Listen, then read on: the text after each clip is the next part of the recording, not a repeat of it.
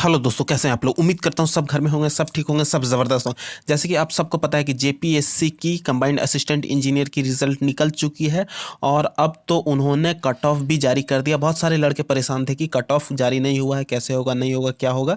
अब यहाँ पे देख लीजिए, जो आपको यहाँ पे कट ऑफ है, जो मैंने प्रिडिक्ट की थी पिछली वीडियो में, देख लीजिए एग्जैक्ट उसी से मिलता जुलता कुछ कुछ कट ऑफ है। यहाँ पे आप देखिए, आपको यहाँ पे एक एक डिटेल पता चल जाएगी। यहाँ पे देख लीजिए, यहाँ पे आपका कट ऑफ है आपका अनरिजर्व कैटेगरी की 184, जो कि मैंने उसी वीडियो में बताई हुई थी। और उसके बाद यहाँ ईडब्ल्यूएस इकोनॉमिकली वीकर सेक्शन की जो कट ऑफ है, मेल की 120 है और फीमेल की 106 है। आप देख लीजिए कितनी कम कट ऑफ गई है ईडब्ल्यूएस की। उसके बाद एसटी कैटेगरी की यहाँ पे कट ऑफ गई हुई है 96। उसके बाद आप देख लीजिए कि यहाँ एससी की कट ऑफ गई हुई है 115 यानी कि 115।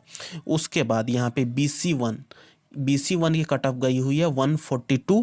उसके बाद BC2 की कट ऑफ गई है 129। ये सिविल इंजीनियरिंग की कट ऑफ की बात मैं कर रहा हूँ। उसके बाद यहाँ पे देख लीजिए कि हॉरिजेंटल रिजर्वेशन यहाँ पे वुमेन के लिए, जो वुमेन का कट ऑफ गया है 179। स्पोर्ट्स का यहाँ पे स्पोर्ट्स पर्सन की कट ऑफ गई हुई है 108। ब्लाइंड का, जो फिजिकली हैंडीकैप्ड में आते हैं, उनकी 132।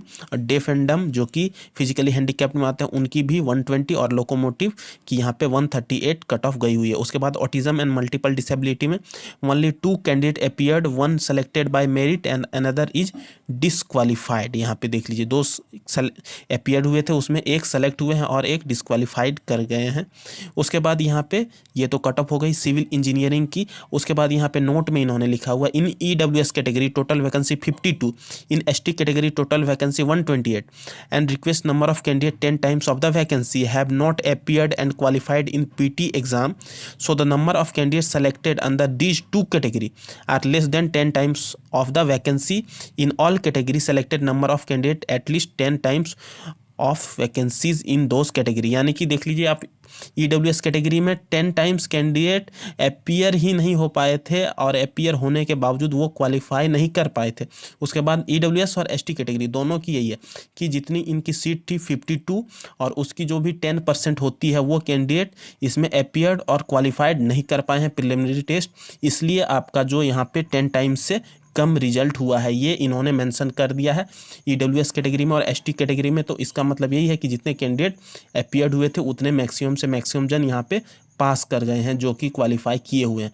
उसके बाद मैकेनिकल इंजीनियरिंग की बात की जाए तो मैकेनिकल इंजीनियरिंग में भी वही कट ऑफ गई हुई है। ईडब्ल्यूएस कैटेगरी की यहाँ पे 123 गई हुई है कट ऑफ, अनरिजर्व कैटेगरी की 204 यानी कि जनरल कैटेगरी की 204 कट ऑफ है। उसके बाद एसटी कैटेगरी की बात की जाए तो 153 कट ऑफ है। उसके बाद यहाँ पे आप देख लीजिए कि एससी कैटेगरी की 173 कट ऑफ है और उसके बाद BC1 कैटेगरी की 191 और BC2 कैटेगरी की 182 ये कट ऑफ है। यहाँ पे देख लीजिए cut off for horizontal reservation यानी वुमेन के लिए 176 है, स्पोर्ट्स पर्सन के लिए 105 है, ब्लाइंड के लिए 99, डेफ एंड डम के लिए 114 है, लोकोमोटिव के लिए 160 है। ये सारी की सारी जो यहाँ पे दिख रही है आपको, स्पोर्ट्स, ब्लाइंड, डेफ एंड डम, स्पोर्ट्स को छोड़ के डेफ एंड डम, ब्लाइंड और लोकोमोटिव, ये सारी की सारी फिजिकली हैंडीकैप्ड पर्सन के अंतर्गत आते हैं। फिजिकली हैंडीकैप्ड यहाँ पे इनको सर्टिफिकेट मिला है, तभी ये रिजर्वेशन ले सकते हैं। उसके बाद ऑटिज्म एंड मल्टीपल डिसेबिलिटी, ये भी पीएच के अंदर आता है, इसकी यहाँ पे कट ऑफ नहीं है। यहाँ पे no candidate appeared in PT exam under this category, एक भी कैंडिडेट इसमें अपीयर्ड हुए ही नहीं थे इस कैटेगरी में। उसके बाद आप नीचे आ जाते हैं तो यहाँ पे कुछ नहीं लिखा हो। आई होप वीडियो आपको अच्छा लगा, आप क्लियर हो गए होंगे कि आपका कितना मार्क्स आया था। यदि सिलेक्शन हुआ है तो अच्छी बात है, नहीं हुआ है तो आप देख लीजिए आप कितने मार्क्स से चुके हुए हैं।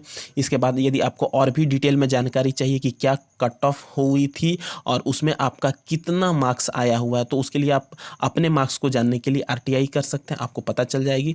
उसकी भी वीडियो मैं बहुत जल्द बना दूंगा, कैसे RTI करना है, क्या करना है, नहीं करना है। आई होप आपको वीडियो अच्छा लगा तो हमारे चैनल को लाइक, शेयर, सब्सक्राइब करने के साथ साथ बेल का बटन दबा दीजिए, ताकि आने वाले समय इससे रिलेटेड और भी कोई इन्फॉर्मेशन मिलती है तो आपको कन्वे किया जा सके। धन्यवाद, जय हिंद, वंदे मातरम। पढ़ते रहिए, बढ़ते रहिए।